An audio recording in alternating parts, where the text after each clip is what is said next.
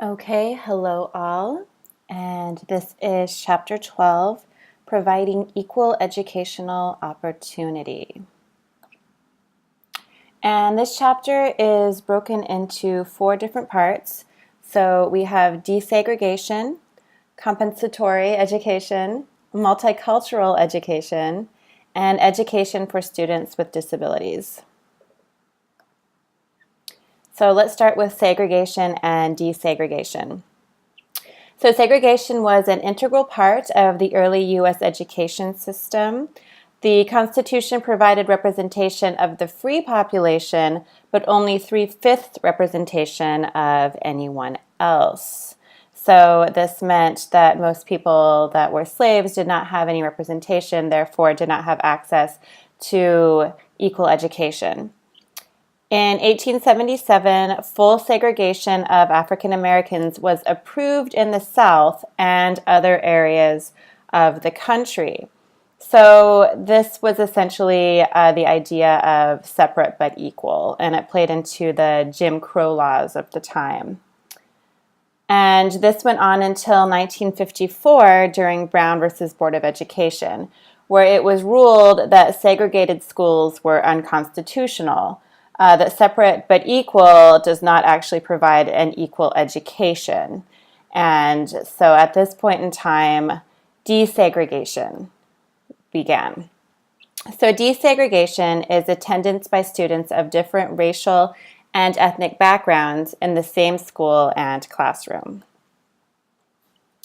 And the plans around desegregation included altering attendance areas to include a more desegregated population, establishing magnet schools, which are schools that use specialized programs to attract students, for instance, art academies, busing students involuntarily to desegregated schools, and providing voluntary transfer of city students to suburban schools that tend to be known to have larger or more predominantly white populations.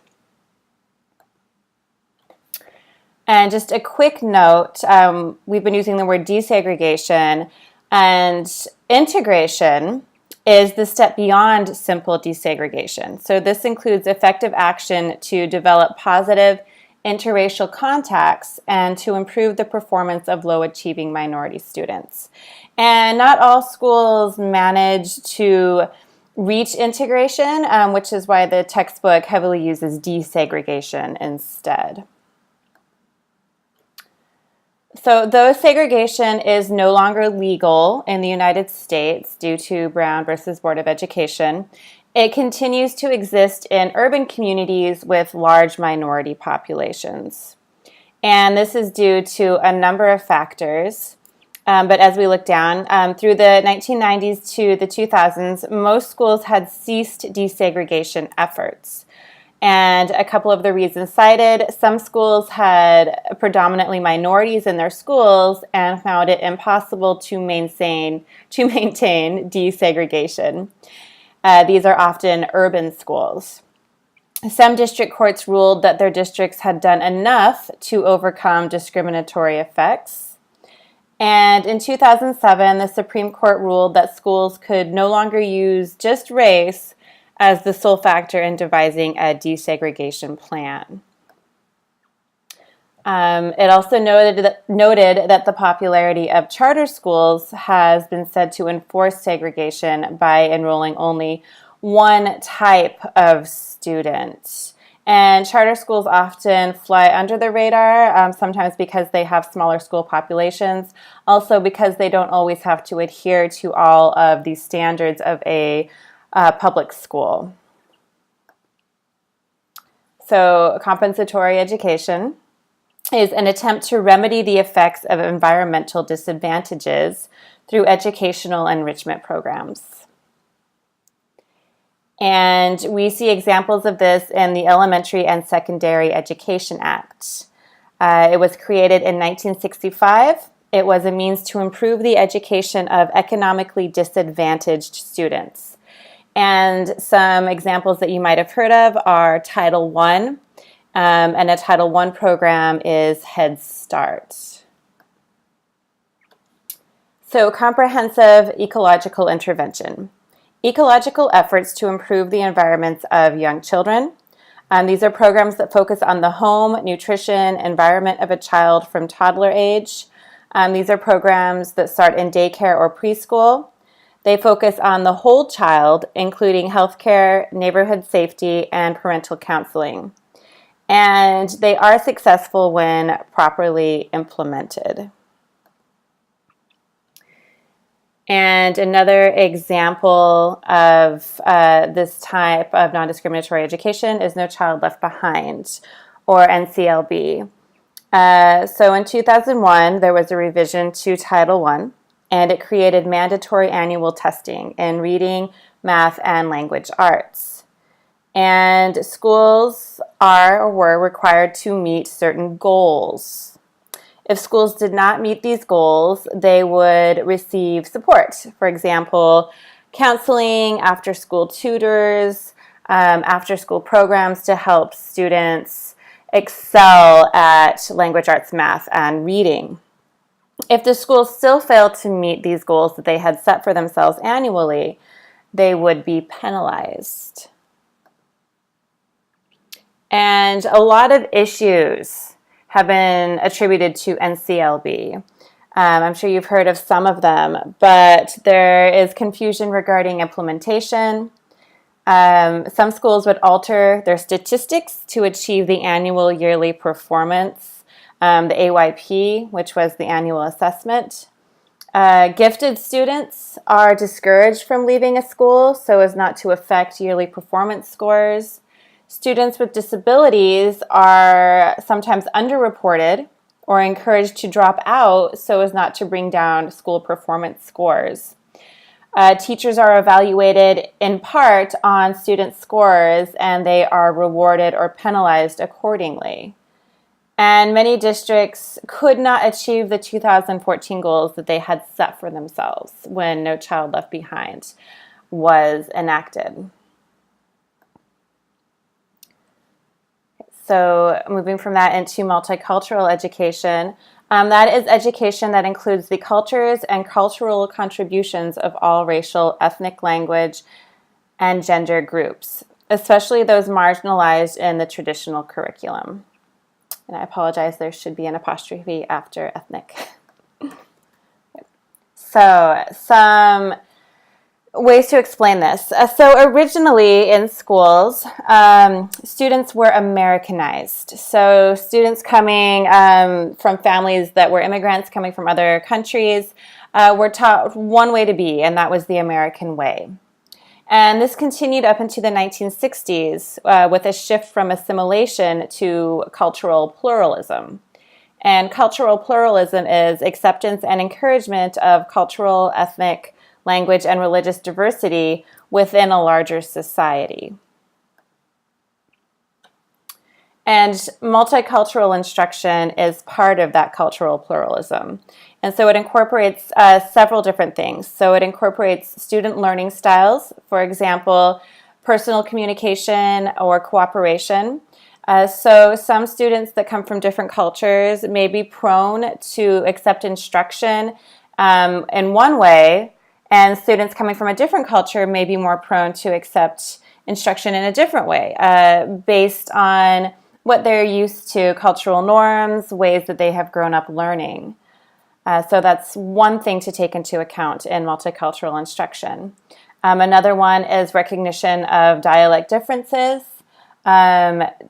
Most teachers and instructors up to that point in time had taught one kind of English, proper English, not taking into account that there are different dialects and differences in the way students might speak because of cultural norms. Bilingual education, and this is broken down into several parts. So there is submersion, which is putting the student into an English classroom without any EFL instruction or ESL instruction. First language maintenance, which is teaching the student in their own language, but also slowly working them into English as a second language. Transitional bilingual education, which is teaching the student in dual languages. So the student learns both in their own language and in English almost equally. And structured immersion, which is immersion education, a little bit different from submersion. Structured immersion still allows the students to use their own language to a small degree. Each of these systems has pros and cons, except for submersion, which across the board really just doesn't seem to work for the student for obvious reasons. Culturally responsive teaching. Using the cultural knowledge, prior experience, frames of references, and performance styles of ethnically diverse students to make learning encounters more relevant to and effective for them. And to teach to and through the strengths of these students. So that's another part of multicultural education. An additional part is Afrocentric initiative. So that is not just focusing on westernized countries, but also focusing on the cultures that come from Africa and even Asia. And then multi-ethnic curriculum and instruction, which is sort of just a comprehensive overall of multicultural education. So multiculturalism for the future. So some ways to continue working towards multiculturalism in the classroom. And the book cites finding out what positive aspects of Western civilization are being taught in a classroom. Find out if students are being taught that racism, sexism, homophobia, and imperialism are characteristics of all cultures at some time, not just American culture. And insist that students study both Western and non-Western cultures so that they have a broader worldview. And the book cites these to sort of, there are many critics of multiculturalism, or a handful of critics, and the book cites these different methods to work towards a more multicultural classroom without losing the American sensibility, I suppose, of a classroom in the U.S. And then the last topic is education for students with disabilities. So in 1975, Education for All Handicapped Children Act was passed. In 1990, the Individuals with Disabilities Education Act was passed. And then in 2004, Individuals with Disability Education Improvement Act was passed. And there were a number of criteria that went along with these, and I've listed them here, and you can read through them at will. But essentially, the 2004 Education Improvement Act was saying that children should not be placed in a special ed classroom based on IQ score, that there needed to be further assessment for that to happen. And then that continues forward. If a student is placed into a special ed classroom or a self-contained classroom, there are two sort of different methods that are used. So the old label was called mainstreaming, and that's placing students with disabilities in regular classes for much or all of the school day while also providing additional services, programs, and classes as needed. And these days it's referred to as inclusion more commonly. And that's educating students with disabilities in regular classrooms in their neighborhood schools with collaborative support services as needed. And that basically boils down to a school having perhaps a self-contained classroom where students can spend a portion of their day, but they are also included in the standard classroom with other classmates. And they will often have an aide or a special ed certified teacher to work specifically with them. And classification and labeling. This goes into students not immediately being labeled as special needs students. So response to intervention. And that's an approach that dictates leaving a child in the regular school program while providing him or her with suitable interventions. And only if that does not work is the child referred for special education or disability services. And some of the issues that come with special education in the public school system. Cost. So there is a great deal of cost involved, of course. Each student is often given a special ed teacher in the classroom to help them as they work towards achieving their academic goals. Standards. So there is a bit of a debate on what kind of standards should be placed on students since their needs differ, and what should they be reaching to achieve. To what extent do arrangements and services for educating disabled students detract from the education of non-disabled students? And what services should we provide for which students, where, when, and how? And that's for the public schools. Since the needs of these students vary greatly, the question has often come up as to what is the best way to take care of these students and how costly will that be? So questions. So I mentioned the No Child Left Behind Act earlier in the presentation, and the No Child Left Behind Act evaluated teachers, at least in part, on standardized test scores. Do you feel teachers should be evaluated based on annual student assessments? And maybe to continue on with that question, if not, what would be a better method? Question 2, what do you feel are some of the benefits for children that learn in a dual language school or program, and children that gain multilingual competence? Are there benefits to that?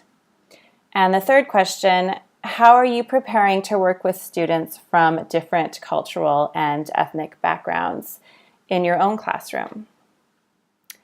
Okay, I think that pretty much covered the topic. I hope you got plenty of information, and thanks.